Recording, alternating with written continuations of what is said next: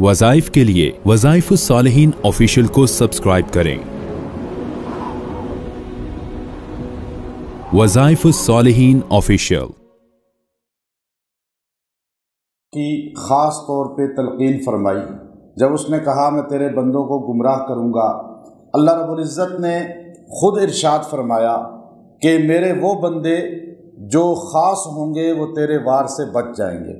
और एक जुमला इस आयत का ऐसा है कि आज बहुत से लोग ये सोचते हैं कि किस रास्ते पे हम चलें, कौन सा फ़िरका, कौन सी जमात, कौन सी तंजीम ठीक है, और सारों को सही समझते हैं। आज जिसकी बात सुने आप उसकी तरफ राग़िब हो जाएंगे, जिसके आप दलाइल को सुनेंगे आपका जहन उसकी तरफ चला जाएगा। लोग अपना अकीदा चेंज कर लेते हैं, मसलक छोड़ देते हैं, अहले सुन्नत के अकीदे से निकल जाते हैं। तो अल्लाह रब्बुल इज़्ज़त ने इसमें वो आयत करीमा रखी है कि अगर आपको इब्हाम हो कि किसके पीछे चलूँ, कौन सही अकीदे वाला है, कौन सा जन्नत की तरफ रास्ता जाता है, आप इस अमल को इख्तियार करें। अल्लाह ख़ुद आपको रहनुमाई कर देगा और आपका ख़ुद रुख सीधा हो जाएगा, और वो सीधा सिराते मुस्तकीम वाला जो सीधा जन्नत में जाता है। अब आप देखिए कि शैतान ने अल्लाह से मुबाहसा किया। हालांकि याद रखें कि कभी भी अपने बड़ों के सामने बहस की सूरत इख्तियार नहीं करनी चाहिए। सीखना और चीज़ होता है, बहस करना और चीज़ होता है। शैतान ने अल्लाह रब्बुल इज़्ज़त के साथ बहस की, रांदे दरगाह हो गया। अब अल्लाह के सामने कहता है समिअना व अताना, या अल्लाह जो तूने कहा मैं कबूल करता हूँ। लेकिन आज आप देखिए, आज भी यही रविश इख्तियार की जाती है, बहस और तकरार, उस्ताद के साथ भी, बड़ों के साथ भी। और ये चीज़ अब जितनी ज़्यादा हो रही है इतनी ही गुमराही बढ़ती जा रही है, और इतना ही जो है इंसान आगे गुमराही की तरफ जाता जा रहा है। हज़रत शेख अब्दुल क़ादिर जिलानी रहमतुल्लाह अलैह एक नौजवानी के अंदर जब आप चले तो एक बुजुर्ग का पता चला कि वो पहाड़ पे खलवत नशीन है। तो आप जब जा रहे थे तो एक और बंदा भी आपके साथ हो गया, फिर रास्ते में एक और भी मिल गया, तीनों जो है सफ़र में हम सफ़र हो गए। तो आपस में पूछने लगे कि तुम क्यों जा रहे हो। दूसरे ने कहा मैं इसलिए जा रहा हूँ कि मैं ज़रा देखूँ कि ये अल्लाह का वली भी है या ऐसे ही बना हुआ है। वो बड़ा अहले इल्म था उस ज़माने का, बड़ी उम्र का था। तो फिर दूसरे से पूछा तुम क्यों जा रहे हो। उसने कहा कि मैं उनका इम्तिहान लूँगा, मैं देखूँगा कि उनके पास करामतें भी हैं या ऐसे ही हैं। तो उन्होंने पूछा कि आप क्यों जा रहे हैं। तो आपने फरमाया मैं उनसे दुआ लेने जा रहा हूँ कि शायद उनकी दुआ की बरकत से अल्लाह ताला मुझे भी सही मजबूत इल्म अता फरमा दें और अल्लाह वालों के साथ ताल्लुक़ मजबूत कर दें। तो अब ये तीनों पहुँचे तो उन अल्लाह वालों ने, हज़रत थानवी रहमतुल्लाह अलैह ने ये वाक़या लिखा है और फरमाया कि उन अल्लाह वालों ने खुद ही बताया कि तुम ये सोच कर आए थे, इम्तिहान मेरा लेना चाहते थे। वो बड़ा शर्मिंदा हुआ। और दूसरे को कहा कि तुम मुझसे सवालात करना चाहते थे, वो भी बड़ा शर्मिंदा हुआ। तो उसने उन बुजुर्गों ने शेख अब्दुल क़ादिर जिलानी रहमतुल्लाह अलैह से फरमाया कि एक वक़्त आएगा कि दुनिया में तुम ही तुम होगे और सारी दुनिया के लोग तुमसे ज़ेर होंगे, तहत होंगे। और फिर अल्लाह रब्बुल इज़्ज़त ने वो वक्त दिखाया कि अब इस बात को भी जो चिश्तिया है उनके तबकात के अंदर लिखा गया। हज़रत थानवी ने भी इस बात को लिखा कि एक वक्त था कि आप मिंबर बगदाद पे बैठे हुए थे और बयान फरमा रहे थे और आपने फरमाया कदमी हादा अला तख्त रिकाब कुल्ली औलिया, मेरे पाँव इस वक़्त कायनात के हर वली की गर्दन पर हैं। जब आपने ये जुमला कहा तो मोइनुद्दीन चिश्ती अजमेरी रहमतुल्लाह अलैह वो पहाड़ों पे, जो अजमेर के पहाड़ थे साइडों पे, वहाँ चिल्ला कशी में मसरूफ़ थे और एकदम गर्दन झुका कर फरमाया बेशक ऐसा ही है कि अल्लाह ने आपको ये मकाम दिया है। चूँकि शेख अब्दुल क़ादिर जिलानी ही से मोइनुद्दीन चिश्ती अजमेरी रहमतुल्लाह अलैह ने 40 दिन जाके चिल्ला लगाया था और 40 दिन वहाँ क़याम करके इल्म सीखा था।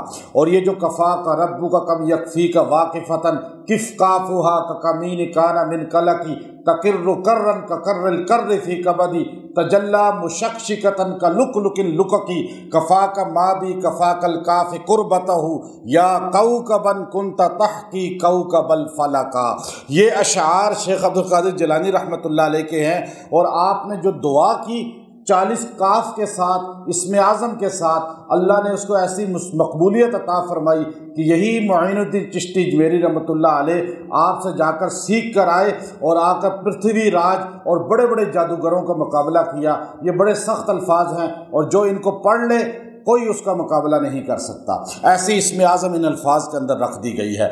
تو یہ اب دیکھیے کہ کہا کہ اب کون سا رستہ ٹھیک ہے، کس رستے پہ چلیں، تو اللہ رب العزت نے خود فرمایا قال ھذا صراط علی مستقیم، فرمایا بے شک یہ ہے رستہ جو صحیح رستہ جا رہا ہے ہدایت کی طرف۔ اب وہ رستہ کون سا ہے؟ فرمایا شیطان کو ان عبادی، بے شک میرے بندے، لیس لک علیہم سلطان، ان پر تیری کوئی قدرت نہیں ہوگی میرے بندوں پر، الا مگر وہ بندے تیرے ہتھے چڑھیں گے، من اتبعک من الغاوین، جو تیری اتباع کر کے گمراہ ہو جائیں گے، وہ تیرے ہتھے چڑھ جائیں گے۔ اب یہ ایک عجیب بات ہے، انسان سوچتا ہے اللہ نے فرمایا کہ میرے بندوں پر تیری طاقت نہیں چلے گی، تیرا وار نہیں چلے گا۔ آدم علیہ السلام اور حوا علیہ السلام پہ تو چل گیا۔ صحابہ کے متعلق قرآن کہتا ہے انما استزلهم الشیطان ببعض ما کسبوا، کہ ان پر بھی شیطان کا وار چلا۔ پھر کیا ہوا؟ اللہ تو کہتا ہے کہ خاص بندوں پہ نہیں چلے گا۔ کیا آدم اور حوا علیہ السلام جو ہے خاص بندے نہیں؟ کیا وہ صحابہ خاص نہیں تھے؟ خاص پھر کون لوگ ہیں؟ تو اس کا جواب امام ابن کثیر رحمۃ اللہ علیہ نے اپنی تفسیر کے اندر دیا، اور یہ ایسی ماہ ناز تفسیر ہے کہ امام ابن کثیر رحمۃ اللہ علیہ جب تفسیر لکھتے تھے، امام ابن قیم رحمۃ اللہ علیہ جو وقت کے شیخ الاسلام خود تھے، اور امام جو ہے باقاعدہ آپ کی معاونت کرتے تھے، اور یہ ابن تیمیہ رحمۃ اللہ علیہ سے سیکھ کر، ابن تیمیہ کے یہ شاگرد تھے امام ذہبی، ابن قیم، امام ابن کثیر۔ تو یہ دنیا کی بڑی تفاسیر میں ایک تفسیر ہے، اور آپ جو الفاظ بیان کرتے ہیں وہ ماخذ ہوتا ہے ساری تفسیروں کا تقریباً۔ تو آپ نے فرمایا کہ آدم علیہ السلام اور صحابہ پہ جو وار چلا شیطان کا، اس کا یہ مطلب نہیں ہے وہ خاص نہیں ہے۔ خاص بندے وہ بھی ہوتے ہیں جن کو سے خطا ہو جائے، بلکہ خاص ان کو کہا جاتا ہے جو شیطان کا وار چلنے کے بعد توبہ کر لیں، فوراً رجوع کر لیں، فوراً جو ہے ندامت اختیار کر لیں۔ آدم علیہ السلام نے رجوع کیا، ندامت کی۔ صحابہ سے اگر احد میں ہوا، جیسے احد کا واقعہ ہے، تو صحابہ نے فوراً جو ہے استغفار کیا۔ اللہ نے فرمایا عف اللہ عنک، عف اللہ عنک، تبوک والوں کے لیے بھی کہہ دیا اور احد والوں کے لیے بھی کہہ دیا۔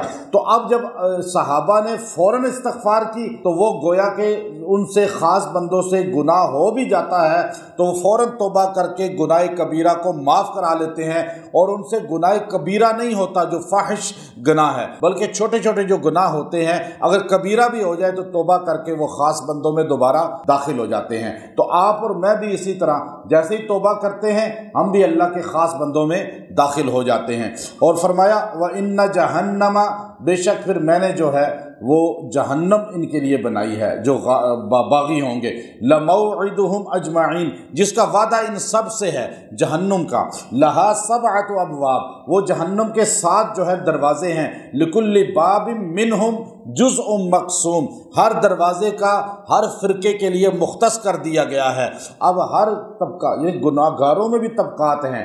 اب جہنم کے کتنے دروازے ہیں؟ حضرت علی رضی اللہ تعالیٰ عنہ فرماتے ہیں، تفسیر در منصور امام جلال الدین سیوطی رحمۃ اللہ علیہ لکھتے ہیں کہ سیدنا علی نے فرمایا کہ جہنم کے 7 درجے ہیں، اور درجے اس طرح دروازے ہیں، اس طرح دروازے بھی ہیں۔ بعض روایات میں ہے کہ یوں 7 دروازے ہیں جیسے ڈور ہوتے ہیں، کسی شہر کا دروازہ ہوتا ہے۔ بعض استری فرماتے ہیں نہیں، اس طرح دروازے ہیں اوپر نیچے۔ اور پھر آپ نے نام لے کر فرمایا جہنم، لظا، سقر، ختمہ، لظا، سعیر، سقر، جہیم، حاویہ۔